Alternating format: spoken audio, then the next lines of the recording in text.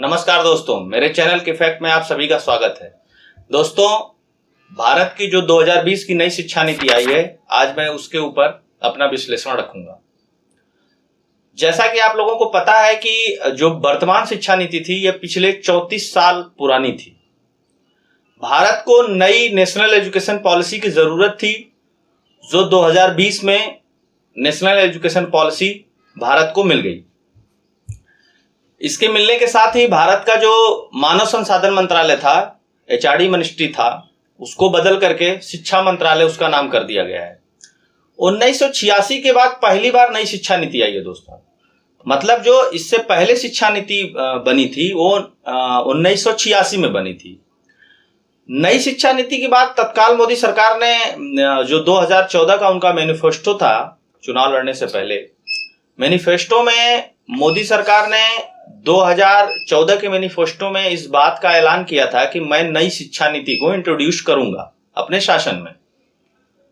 नई शिक्षा नीति में जितनी भी चीजें हैं और जैसे जैसे उसका वर्गीकरण हुआ है वो तो मैं आगे बताऊंगा, लेकिन इसमें कुछ उससे पहले कुछ मुख्य बातें जानना बहुत आवश्यक है। जैसे पहले खेल, संगीत, योग, यह सब मुख्य पाठ्यक्रम के भाग नहीं थे। नई शिक्षा नीति में यह सारी चीजें मुख्य पाठ्यक्रम के भाग होंगे। उसके अलावा एक नेशनल रिसर्च फाउंडेशन बनाया जाएगा। भारतीय उच्च शिक्षण आयोग का गठन होगा। भारतीय उच्च शिक्षण आयोग में कानूनी और चिकित्सा, मतलब कानून से संबंधित पढ़ाई करने वाले और चिकित्सा से संबंधित पढ़ाई करने वाले लोगों को अलग रखा जाएगा। इसको छोड़कर के सारी शिक्षा भारतीय उच्च शिक्षा आयोग में शामिल होंगी। इसको लागू करने में, जो नई शिक्षा नीति है, इसको लागू करने में 2 से 3 साल लगेगा। इस बात को भी समझना जरूरी है कि इस शिक्षा नीति को अगर प्रभावी ढंग से लागू करना है तो इसको लागू करने में 2 से 3 साल लगेगा। इस शिक्षा नीति में एक और भी मुख्य बात है कि सरकारी और प्राइवेट दोनों में शिक्षा का जो मानक होगा वो समान होगा। अभी जो वर्तमान शिक्षा नीति चल रही थी उसमें दोनों के मानक सामान्य नहीं थे। एक समान मानक दोनों का रहेगा, प्राइवेट शिक्षा हो या वो सरकारी शिक्षा हो। एक और महत्वपूर्ण बात है कि अब सारे पाठ्यक्रम एनसीईआरटी तय करेगा। दोस्तों, साल 2016 में एक कमेटी का गठन किया गया था, जिसको टीआरएस सुब्रमण्यम की अध्यक्षता में 5 सदस्यों की एक कमेटी बनी थी। उसने अपनी रिपोर्ट जब सबमिट की शिक्षा नीति को लेकर के, तो उसको अनुकूल नहीं पाया गया। उसके बाद 2019 में नई शिक्षा नीति बनाने के लिए इसरो के पूर्व वैज्ञानिक के कस्तूरीरंगन जी की अध्यक्षता में एक 9 सदस्यीय कमेटी बनी। उसी कमेटी की रिकमेंडेशन को नई शिक्षा नीति में शामिल किया गया है। मतलब जो नई शिक्षा नीति है वो के कस्तूरीरंगन जी के, जो इसरो के पूर्व वैज्ञानिक हैं, उनकी अध्यक्षता में जो रिकमेंडेशन आया है उसी को शामिल किया गया है। उसके अलावा एक और इसमें महत्वपूर्ण बात यह है कि वर्तमान में जो शिक्षा का बजट था, जो जीडीपी थी, वो 1.7% थी। लेकिन नए शिक्षा नीति में जो शिक्षा की जो जीडीपी है उसको 6% करने की भी बात कही गई है। ये तो शिक्षा नीति को लेकर के मोटी मोटी और महत्वपूर्ण बातें थी। अब मैं इसके वर्गीकरण को आगे बताऊंगा आप लोगों को, इसका शिक्षा का वर्गीकरण कैसे किया गया है। पहले जो एजुकेशन ग्रुप था वो 1 to 5 था, 6 to 8 था, 9, 10th, 11, 12th, उसके बाद 3 ईयर ग्रेजुएशन या स्पेशल कोर्सेज में 4 ईयर ग्रेजुएशन, इस तरीके की व्यवस्थाएं थी, या 2 ईयर पोस्ट ग्रेजुएशन था। अब जो शिक्षा नीति आई है इसका जो वर्गीकरण किया गया है, वो जो ग्रुप बनाया गया है वो इस तरह से बनाया गया है, जैसे जो 1 से 5 तक पहले था, अब वो ऐसा नहीं होगा। अब नर्सरी को भी इसमें शामिल कर लिया गया है। तो नर्सरी के 3 साल, मतलब बच्चा 3 साल के बाद स्कूल जाएगा, उसमें तीसरा, चौथा, 5वां साल उसका, 6वां साल, 3 साल उसका जो होगा वह उसका नर्सरी का होगा, और 2 साल, मतलब 1 और 2 और उसमें, मतलब 5 ईयर। 5 साल का एक ग्रुप बनेगा। उसके बाद तीसरी क्लास, चौथी क्लास और 5वीं क्लास का एक ग्रुप बनेगा, जो +3 उसको बोला गया है। उसके बाद 6वीं, 7वीं, 8वीं का भी एक 3 साल का ग्रुप बनेगा, जिसको फिर +3 बोला गया है। और उसके बाद 9वीं, 10वीं, 11वीं, 12वीं का एक ग्रुप बनेगा, जिसको +4 बोला गया है। उसके बाद ग्रेजुएशन में जब आप जाएंगे तो ग्रेजुएशन में पहले क्या होता था दोस्तों कि 1 साल हमने ग्रेजुएशन कर लिया और छोड़ दिया तो फिर उसका कोई मतलब नहीं होता था, लेकिन अब मतलब होगा। अब अगर आप 1 साल ग्रेजुएशन में बिताते हैं तो आपको सर्टिफिकेट मिलेगा ग्रेजुएशन का, मतलब चाहे बीए, बीएससी, बीकॉम जो भी करते हैं। अगर आप 2 साल बिताते हैं तो आपको डिप्लोमा, अगर आप 3 साल बिताते हैं तो आपको डिग्री मिलेगी। तो अगर आप नौकरी में जाना चाहते हैं तो 3 साल की ग्रेजुएशन की डिग्री पर्याप्त होगी, लेकिन अगर आप रिसर्च में जानते हैं तो आपको ग्रेजुएशन 4 साल की करनी होगी। लेकिन अगर आप 4 साल की ग्रेजुएशन किए हुए हैं तो आपको पोस्ट ग्रेजुएशन जो आपकी होगी वो 1 साल की होगी। आपने 3 साल का ग्रेजुएशन किया हुआ है तो आपकी पोस्ट ग्रेजुएशन जो होगी वो 2 साल की होगी। इसी तरह फर्दर आगे एमफिल को हटा दिया गया है और अब डायरेक्ट पीएचडी होगी। तो ये एजुकेशनल ग्रुप में बदलाव किया गया है। अब इसमें और भी महत्वपूर्ण बातें हैं कि जो तीसरी जो नर्सरी से लेकर के दूसरी क्लास तक एजुकेशन होगी, मतलब पहला +5, ठीक है, पहला जो 5 होगा उसमें इंटरेक्टिव लर्निंग के थ्रू बच्चों को नॉर्मल चीजें सिखाई जाएंगी और स्थानीय भाषा में सिखाई जाएंगी। तो दोस्तों पहला 5 साल मतलब pre nursery, nursery, first class और सेकंड क्लास, मतलब पहली क्लास और दूसरी क्लास। इसमें मल्टी एक्टिविटी बेस्ड पढ़ाई होगी। उसके बाद जो 3 साल होंगे, मतलब तीसरी, चौथी और 5वीं क्लास, उसको प्रीपरेटरी बोला गया है। और इसमें प्ले के माध्यम से, एक्टिविटीज के माध्यम से, इंटरेक्टिव लर्निंग के आधार पे, ऑडियो वीडियो विजुअल्स के आधार पे पढ़ाई होगी। तो इससे बच्चों की जो लर्निंग कैपेसिटी होगी वो बढ़ेगी। उसके बाद 6वीं से 8वीं तक का जो 3 साल का पीरियड होगा उसमें एक्सपेरिमेंटल लर्निंग के ऊपर जोर दिया जाएगा। उसके साथ साथ साइंस, मैथ, आर्ट और सोशल साइंसेज, ह्यूमैनिटीज की पढ़ाई की जाएगी। और ये भी कहा गया है कि 6वीं क्लास के बाद जो बच्चे सीखना अगर चाहेंगे तो उनको कोडिंग भी सिखाई जाएगी, कंप्यूटर कोडिंग। उसके बाद 9th to 10th तक जो होता है वो मल्टी डिसिप्लिन, मतलब अलग अलग डिसिप्लिन की उसमें पढ़ाई होगी, जिसमें रीजनिंग होगी, थिंकिंग होगी, चॉइस ऑफ सब्जेक्ट्स होंगे, मतलब आप अपने चॉइस से सब्जेक्ट को रख सकते हैं। और ये जो होगा, इसकी जो अभी तक तैयारी है, जो रूपरेखा, ये सेमेस्टर बेस्ड पढ़ाई होगी, मतलब 9वीं, 10वीं, 11वीं, 12वीं, मतलब बोर्ड का कॉन्सेप्ट लगभग खत्म ही है एक तरीके से। इसको मिला करके 5+3+3+4 इसको अब मतलब मैंडेटरी एजुकेशन के रूप में पढ़ाने की तैयारी चल रही है।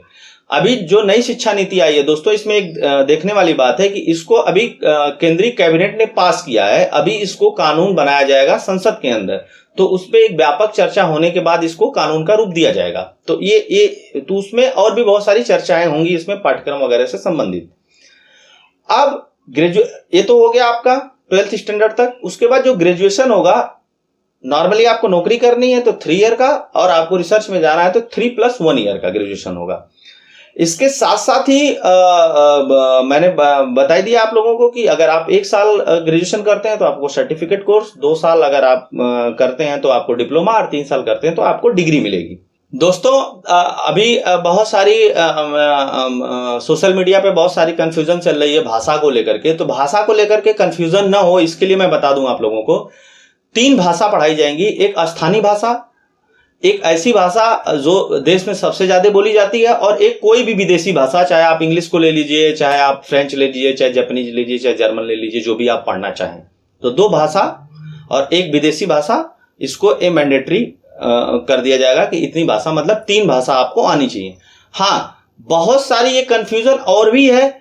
देखिए, जो मतलब 12वीं तक का जो एजुकेशन है, ठीक है ना, उसका मेन फोकस है कि एक नेशनल भाषा के साथ साथ स्थानीय भाषा में शिक्षा हो, ताकि उस बच्चे का ओवरऑल डेवलपमेंट हो, उसके ऊपर भाषा सीखने का एक अतिरिक्त प्रेशर ना हो। ऐसी कोशिश की गई है। अभी कितना इंप्लीमेंट हो पाता है, ये देखने वाली बातें हैं। मास्टर डिग्री लेवल पे एक चीज और की गई है कि जैसे मास्टर डिग्री लेवल पे एक होता था पहले कि भाई आप मास्टर डिग्री करने जा रहे हैं तो आपको 2 साल की मास्टर डिग्री करनी पड़ेगी, ठीक है, और फिर उसके बाद आपको पीएचडी में जाना है तो आपको एमफिल बहुत सी जगह पे कंपलसरी था। हालांकि उसका औचित्य तो बहुत कम हो चुका था इस समय, लेकिन एमफिल को पूरी तरह से हटा दिया गया, इसीलिए हम डायरेक्ट आप पीएचडी में चले जाएंगे। इसके अलावा एक कंफ्यूजन और है कि जैसे लोग पूछ रहे हैं कि मेडिकल और इंजीनियरिंग करने के लिए क्या फिजिक्स, पीसीबी और पीसीएम का जो ग्रुप है उसकी अनिवार्यता खत्म हो गई है? नहीं, स्पेशल कोर्सेज में जो मिनिमम सब्जेक्ट की अनिवार्यता है वो रहेगी। अब आप खुद सोचिए कि अगर एक बच्चा फिजिक्स, केमिस्ट्री और मैथ नहीं पढ़ेगा या वो नहीं जानेगा तो इंजीनियरिंग कैसे करेगा? बहुत सामान्य सी बात है। और उसी तरह एक बच्चा अगर फिजिक्स, केमिस्ट्री और बायोलॉजी नहीं जानेगा तो मेडिकल में कैसे जाएगा? ये बहुत नॉर्मल सी बात है। तो उसके लिए इतना कंपलसरी होगा। हाँ, उसके लिए इंग्लिश और हिंदी साथ में पढ़ना कंपलसरी नहीं होगा। वो इंग्लिश और हिंदी की जगह कुछ और भी भाषा पढ़ सकता है अगर वो पढ़ना चाहता है तो, ठीक है। और जैसे उसकी इन सब सारी चीजों को, जैसे अब पहले 10+2 था, अब 10+2 नहीं है, अब 9th 10th 11th 12th अब ये 4 हैं, 4 हैं। तो इसमें उन सारी चीजों को कंप्लीट कर लिया जाएगा। तो उसमें भी बहुत सारी जो चीजें हैं, बहुत सारे सब्जेक्ट ऐड ऑन हो गए हैं। जैसे आप फिजिक्स के और मैथ के साथ आप म्यूजिक ले सकते हैं, आप योगा ले सकते हैं, आप और भी बहुत सारे सब्जेक्ट पढ़ सकते हैं जो पहले वोकेशनल सब्जेक्ट में आते थे। ये तो हुई इससे रिलेटेड कुछ महत्वपूर्ण बातें। अब मैं बताता हूं एक और महत्वपूर्ण बात है। स्थानीय भाषा में जो लोकल लैंग्वेज होगी, जरूरी है कि वो लोकल लैंग्वेज जो है वह संविधान की अनुसूची में शामिल हो। इस बात को ध्यान से समझिएगा।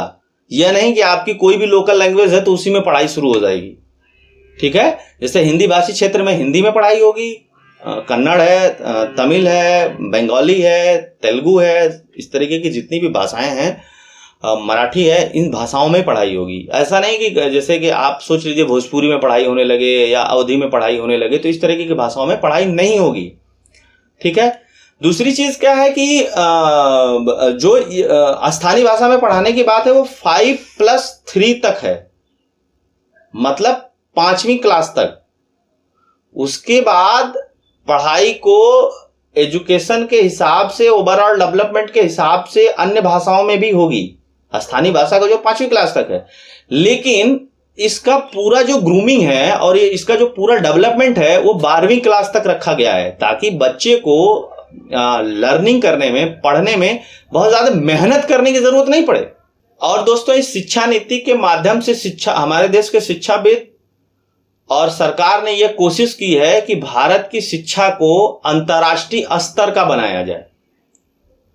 तो अगर ये सारी चीजें सही से इंप्लीमेंट होती हैं तो नो डाउट भारत की शिक्षा एक अंतर्राष्ट्रीय स्तर की शिक्षा होगी, खासकर 12वीं तक की शिक्षा की बात अगर की जाए तो। इसके अलावा नई शिक्षा नीति में बहुत सारे फ्रीडम होंगे, जैसे सब्जेक्ट चूज करने का। ग्रेजुएशन में 1 साल करके आप छोड़ देते थे, कोई मतलब नहीं रहता था, वहां पे आपको सर्टिफिकेट मिल जाएगा, आप दोबारा से भी जा सकते हैं।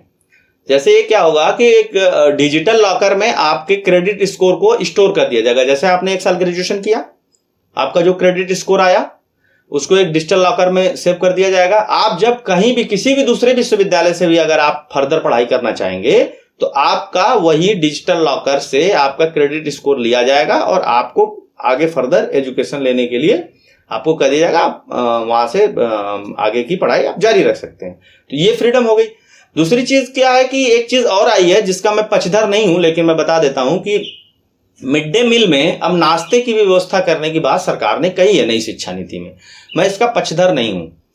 तो ये तो मोटी मोटी बातें हो गई दोस्तों जो शिक्षा नीति में सारी चीजें हैं। अब मैं ये अच्छे पहलू हैं जो, अब मैं इसके खराब पहलू के बारे में आपको बताता हूं। नई शिक्षा नीति में जो दोस्तों खराब पहलू है, भारतीय दर्शन संस्कृति को का जो जितना व्यापक समावेश होना चाहिए था वह समावेश इस नई शिक्षा नीति में नहीं है, अगर आप उठा करके देखेंगे तो। दूसरी चीज, इस शिक्षा नीति में भारतीय इतिहास, भारतीय कल्चर, भारतीय उद्योग, भारतीय परंपरागत आर्थिक सामाजिक ढांचे को कोई जगह नहीं दी गई है। थोड़ी बहुत जगह मिली है, उसका कोई बहुत मतलब नहीं, उसका कोई व्यापक मायने नहीं निकल पाएगा। एक चीज, नई शिक्षा नीति को बनाने में और व्यापक चर्चा की जरूरत थी। सार्वजनिक फोरम में एक व्यापक चर्चा की जरूरत थी नई शिक्षा नीति को बनाने में, तो इसमें और भी बहुत सारे अच्छे सुधार किए जा सकते हैं। दूसरी चीज, सिलेबस का जो निर्धारण है वो एक मुख्य समस्या बना रहेगा, क्योंकि सिलेबस का निर्धारण करना इतना आसान नहीं है। सब कुछ पढ़ा देना इतना आसान नहीं है इतने सालों में। अभी जो नई शिक्षा नीति आई है कैबिनेट से पास हुई है, इसको मैंने बताया कि अभी इसको कानून बनना बाकी है। अभी ये एक अध्यादेश है, तो इसको भी मतलब सरकार के पास मैंडेट है, तो सरकार बदल लेगी, कोई बहुत प्रॉब्लम नहीं है। लेकिन एक चीज है कि इसको बदलते वक्त भी कठिनाइयां आएंगी बहुत सारी जगह पे, बहुत सारी चीजों को चेंज करने में, क्योंकि हमारा जो शिक्षा है वह ज्यादातर हमारी शिक्षा स्टेट का सब्जेक्ट है, ना कि वो सेंट्रल गवर्नमेंट का सब्जेक्ट है। तो ये प्रॉब्लम ये आ सकती है। और मैंने एक चीज आपको बताई थी, शिक्षा का जो सबसे खराब पहलू है भारतीय दर्शन, भारतीय संस्कृति, भारतीय उद्योग, भारत के परंपरागत आर्थिक और सामाजिक ढांचों का जो समावेश होना चाहिए था वह समावेश नहीं हुआ है, और जितनी फ्रीडम मिलनी चाहिए थी इन सब चीजों को करने के लिए वो फ्रीडम भी नहीं मिली है। तो इसलिए दोस्तों जो मेरा मानना है कि अगर मुझे 10 में से इस शिक्षा नीति को नंबर देने की बात आई तो मैं इस शिक्षा नीति को 7 नंबर दूंगा। फर्स्ट क्लास तो शिक्षा नीति पास होती है, लेकिन एक्सीलेंट नहीं है, इसमें अभी भी बहुत कुछ करने की गुंजाइश बची हुई है। चूंकि शिक्षा नीति से और शिक्षा नीति को बनाने वाले लोगों से मैं भी जुड़ा रहा हूं, मैंने भी इसमें काफी कुछ काम किया है, इसलिए मैं आपको इस बात को कह सकता हूं कि इसमें जो भी कमियां हैं मैं उसको एडजस्ट कर रहा हूं अपने माध्यम से। मतलब ये ऐसा नहीं है कि मैं कुछ इसमें हवाई बता रहा हूं। आप खुद अगर सोचेंगे तो आप देखेंगे कि एक जो शिक्षा नीति होती है वो 20 से 25 से 30 साल बाद इस देश की एक जनरेशन को तैयार करती है। तो अगर उसमें भारतीयता का समावेश नहीं होगा अच्छे से, तो वो हमारे लिए बेनिफिशियल नहीं होगा, हमारे देश के लिए बेनिफिशियल नहीं होगा। मैं उम्मीद करता हूं दोस्तों ये वीडियो आपको पसंद आएगा। अगर ये वीडियो आपको पसंद आता है तो आप मेरे चैनल को लाइक करें, सब्सक्राइब करें और आगे फॉरवर्ड करें ताकि लोग लाभान्वित हों। धन्यवाद।